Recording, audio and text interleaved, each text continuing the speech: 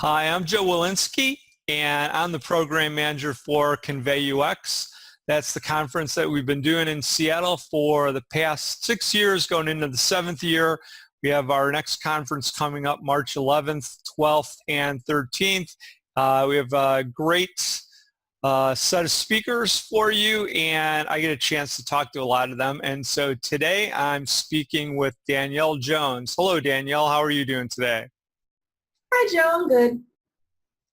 Well, I'm talking from the office of BlinkUX, the producer of ConveyUX, and we're in Seattle. Where are you talking to us from? Well, today I am actually at the offices of ZS and Associates in Evanston, Illinois. For those who only know where Evanston is, it's based where Northwestern College is. So Northwestern University, not the college. So we're pretty far from Chicago, but Oh, cool. no, you're not, because I used to live there in that area. And yeah, just first suburb north of the north end of Chicago. It's a great place to be. And we're really happy to have you part of the conference and having you visit. You've been an attendee before. We'll talk about the session that you're going to present in a few minutes, but why don't you just start out by talking a little bit about your background and the types of things that you do? Well, actually, it's kind of weird. I started off as a developer. So I came into UX kind of the roundabout way. I studied at DePaul, where I still teach, but I was always still developing, and I'm like, I don't know if this is right. So I would always question, and then I moved into UX, and gradually I shifted from UX design over to UX research because I really wanted to specialize and really get at the why, and also because I like knowing the answer. And when somebody asks a question, I can say, but I researched that. And I can give people a little bit more insight and bring those user needs to the table. So it's something that I really still find fun. And what kinds of things are you involved with? So like daily or weekly, are there any certain things that you're regularly involved with? So right now I am restructuring or actually building the research practice here over in Evanston. I've done it before, and it's like, okay, we've done it before. Let's see if we can do it again. And it's getting a lot of those things together. We're actually in the middle of planning our trip to Pune, so we can go speak with our global team out in India and bring a little bit more of that research knowledge over there, because a lot of things tend to be stakeholder driven, and we want them to be more user centric. So not just saying it, we're actually going to do it and take it across. Well, I'm sure you're involved in a lot of exciting things going on all the time. Is there anything that you're particularly passionate about or interested in right now?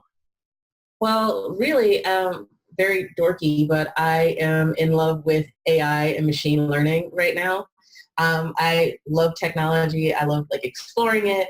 And that's actually one of the projects that we're getting to work on. So I get to not only do research, which I love, but I also get to explore a new avenue in tech, which I think is really cool. So kind of digging into those and seeing how we can make those experiences better. And, nobody wants the crappy little chat bot that doesn't do anything for you. So we want to make those experiences pleasant, and I think that's really cool. I have related to your interest in AI. Have you had had a chance to be thinking about how that's going to be applied to the work that you're doing at your organization, or kind of what the forward-thinking goals are going to be related to artificial intelligence? I mean, I think it's really cool because one of the things that there's a big debate, at least I don't know if it's big out in Seattle, but it's big over here, about where's the place of UX in machine learning and AI. And I think it's more important now than ever, because we have systems that we can't visually interface with. They're a lot more speech driven, they're gesture driven, situational driven.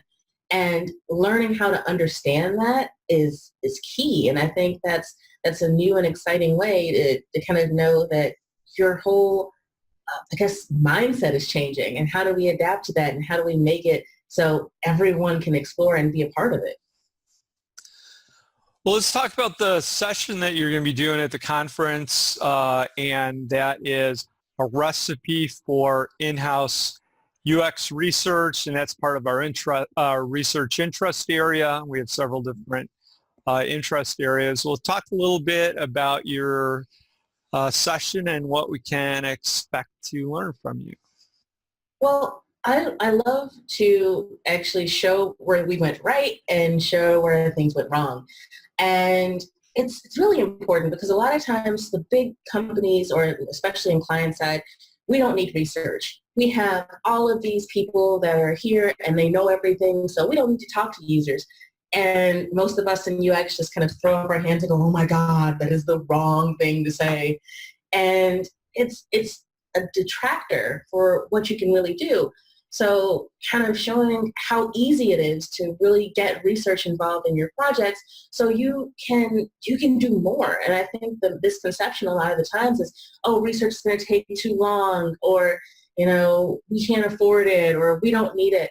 And just talking about that and showing how much value research can bring and how much time it can save and how much money it can save you. I think those are things that we need to discuss more, and it's a lesson that I've been learning for a long time, and I'd love to share it with folks. Well, in addition to your topic in the research interest area, you're also going to be involved in our community-based Puget Sound UX Super Meetup, which is during the conference, but it's available to the general public in the evening. And so we appreciate you being a panel member of that as well. We're going to be talking about UX roles, skills, and opportunities. Things are always evolving.